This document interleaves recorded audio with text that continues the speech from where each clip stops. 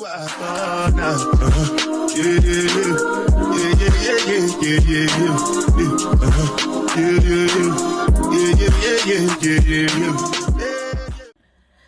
y'all, what's up?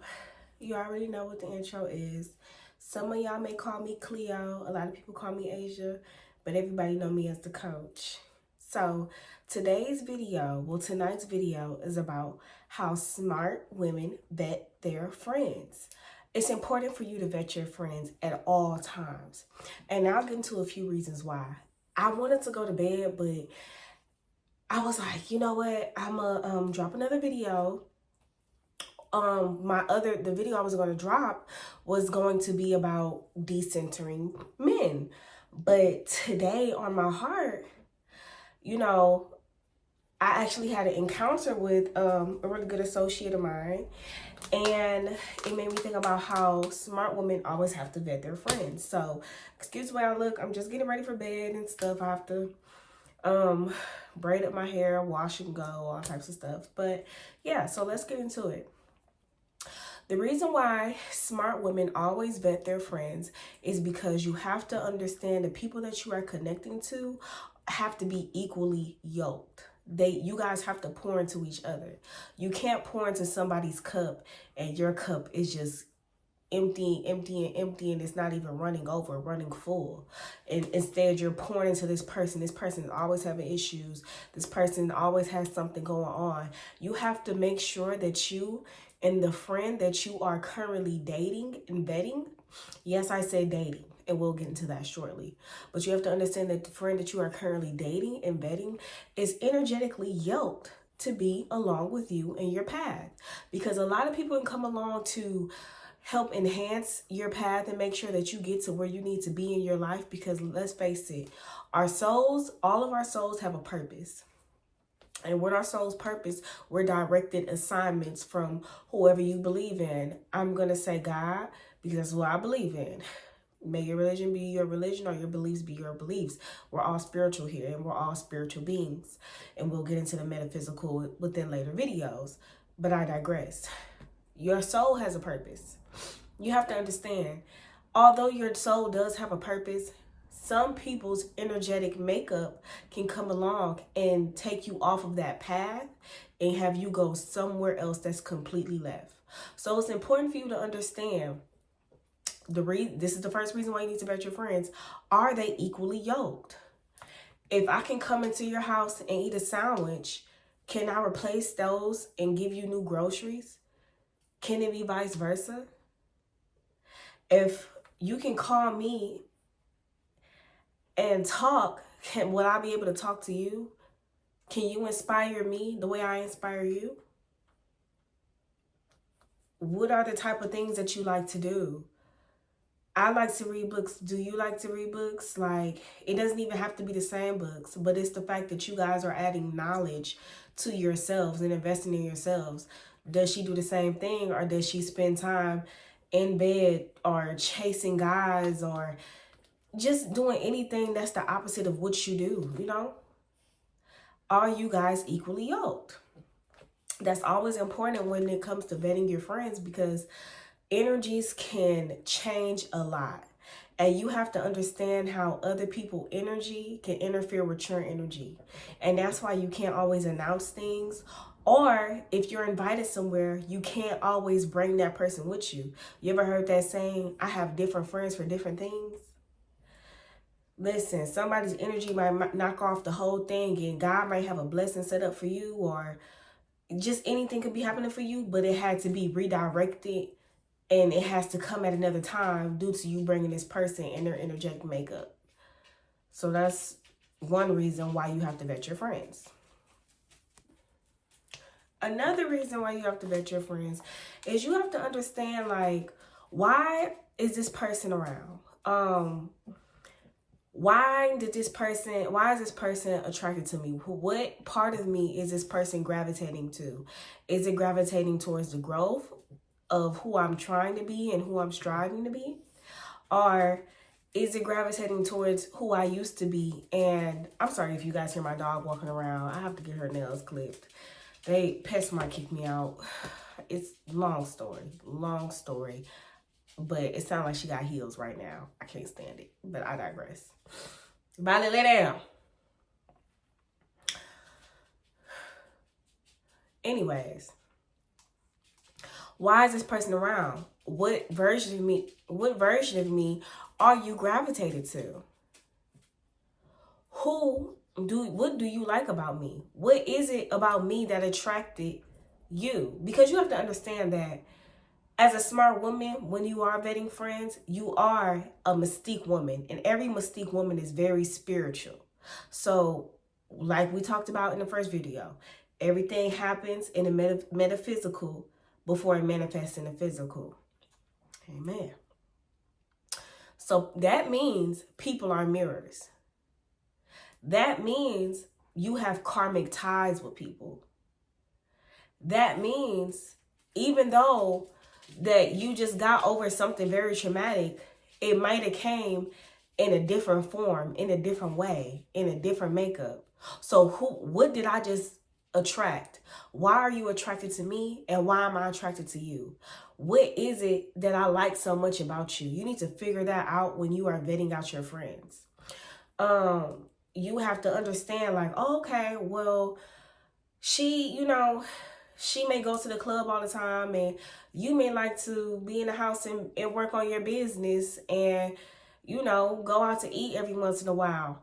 Y'all obviously have two different hobbies, but what is it that you guys like to, like, what is it that you're gravitated to? Are you gravitated to the fact that she's always outside, and is she gravitated to the fact that you're always doing business? Is this a destiny swap, or is this somebody that can, eventually help each other? Or, just, is it somebody that's pulling you off of your path again? You have to understand, you have to recognize, what am I mirroring? What am I thinking about when I'm with this person?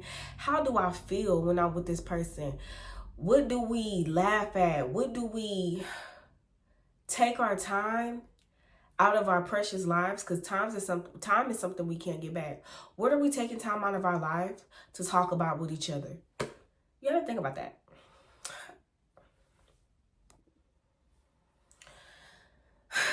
Another reason why you should vet your friends is because you never know anyone's true intentions.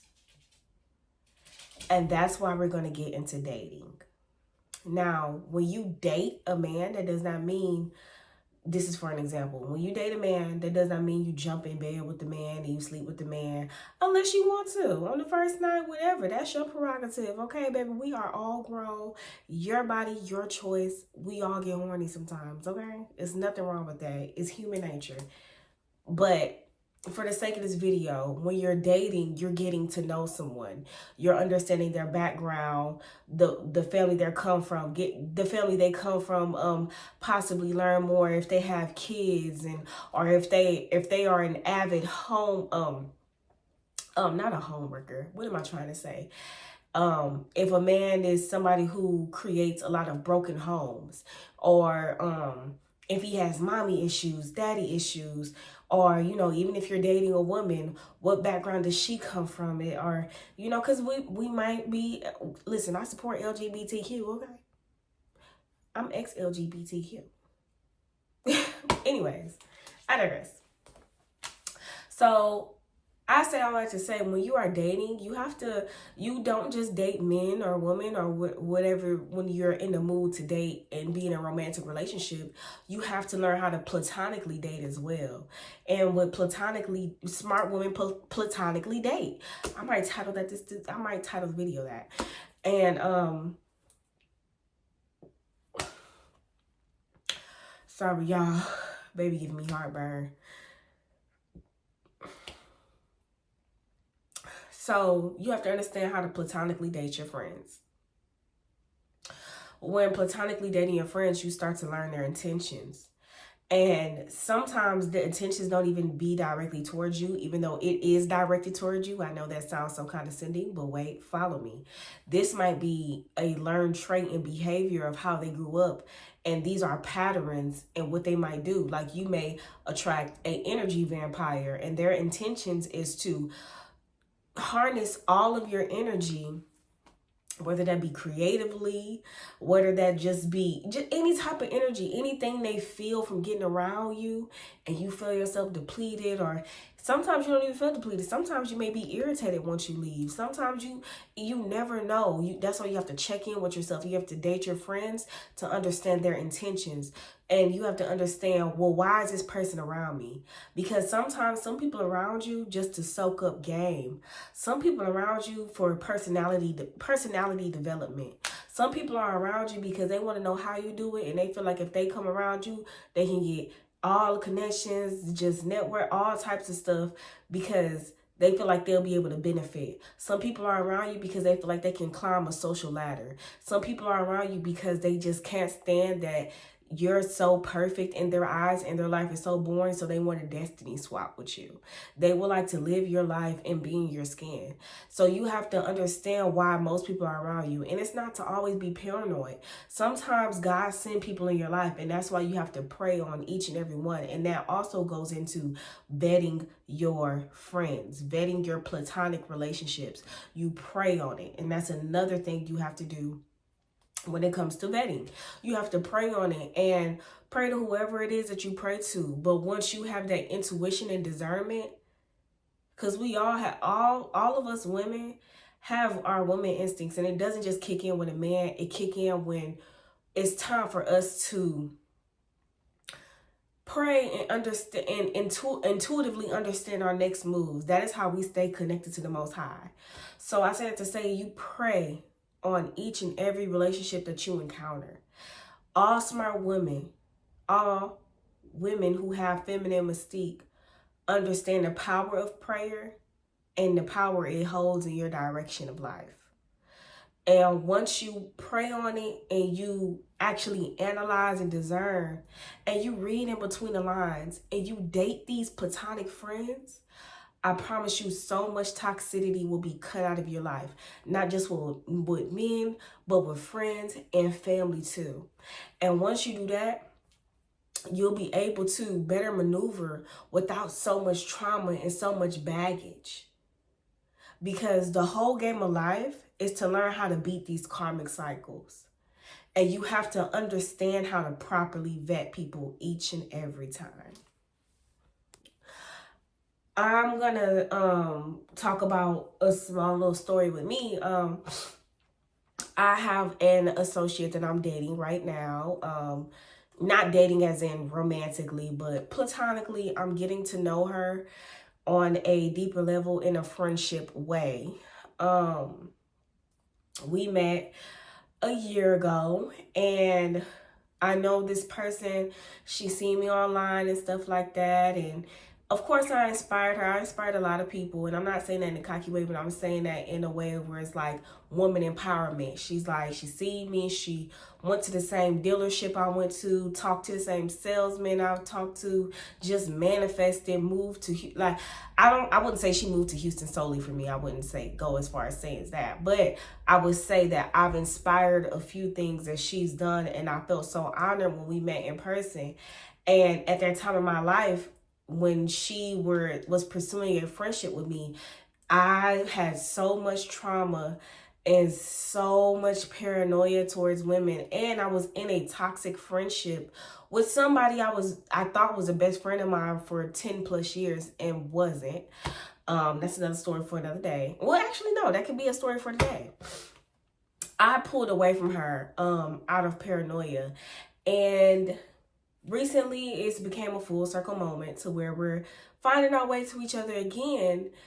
And this time I'm more wiser as far as dating and understanding and reading in between the lines and analyzing, do I want this person to be my friend? What can this friend bring to the table? And that's another reason why you should visit your friends.